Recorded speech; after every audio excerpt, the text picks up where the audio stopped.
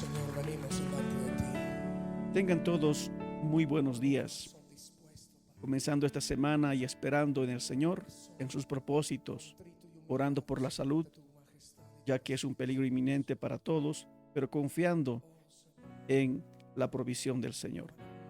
Hoy continuamos nuestra lectura bíblica en Génesis capítulo 39, versículo 10 en adelante en la Nueva Traducción Viviente, y dice así la palabra del Señor. Día tras día, ella seguía presionando a José, pero él se negaba a acostarse con ella y la evitaba tanto como podía.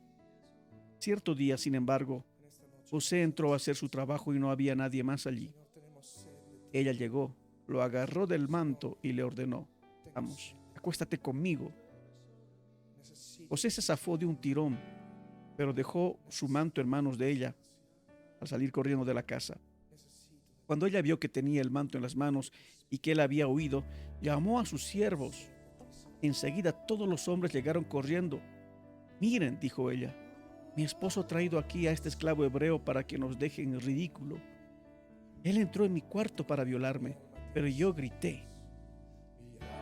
Cuando me oyó gritar, salió corriendo y se escapó, pero dejó su manto en mis manos. Ella se quedó con el manto hasta que su esposo regresó a la casa. Luego le contó su versión de lo sucedido. Ese esclavo hebreo que trajiste a nuestra casa intentó entrar y aprovecharse de mí. Pero cuando grité, salió corriendo y dejó su manto en mis manos.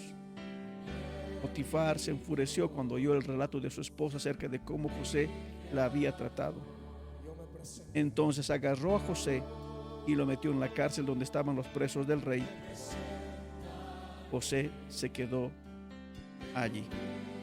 Pero el Señor estaba con José en la cárcel y le mostró su fiel amor.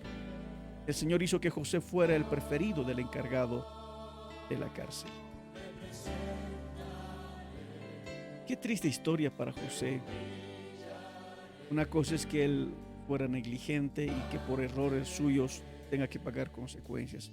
¿Qué nos preguntamos? ¿Qué consecuencia tuvo la vida de José?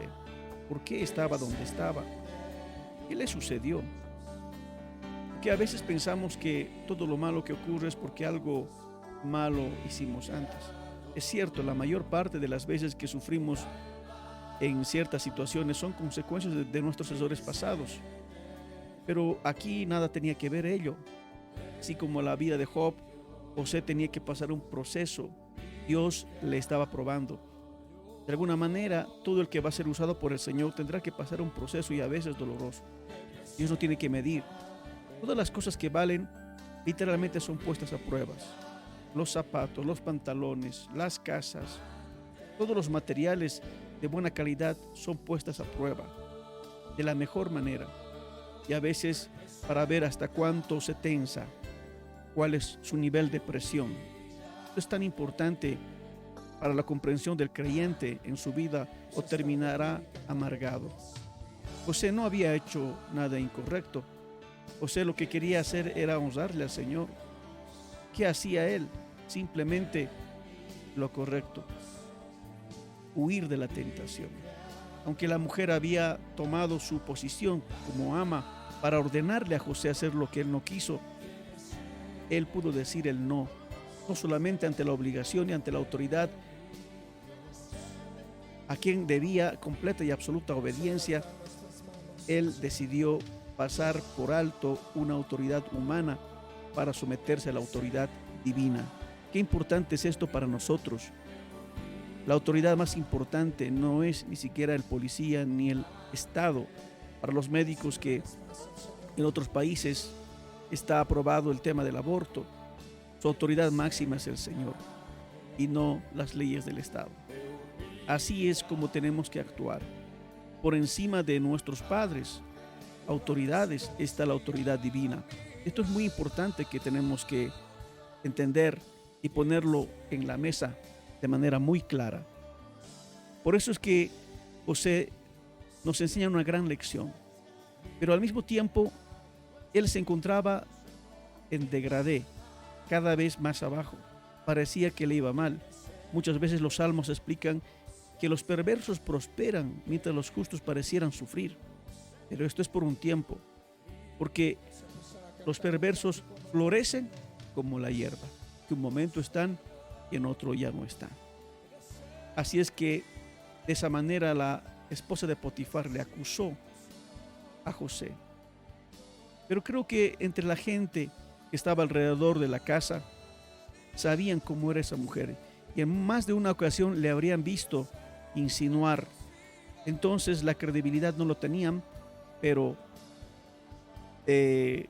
su palabra valía, aunque todos sabían que inclusive su esposo podría sospechar alguna cosa inusual de su esposo. Así que estas cosas le favorecían a José, pero Dios tenía un plan. En realidad, Dios estaba permitiendo este sufrimiento porque Dios quería hacer algo especial con José, no solamente con él, sino con el pueblo, con Israel.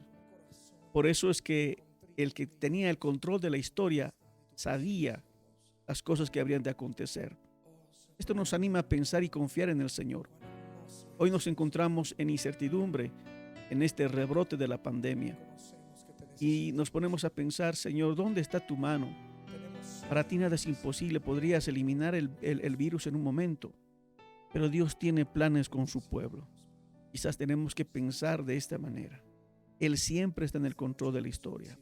Muchas veces las cosas son consecuencias de nuestros errores, otras veces son directivas de parte del Señor, cumpliendo una agenda, no que Dios la haya provocado.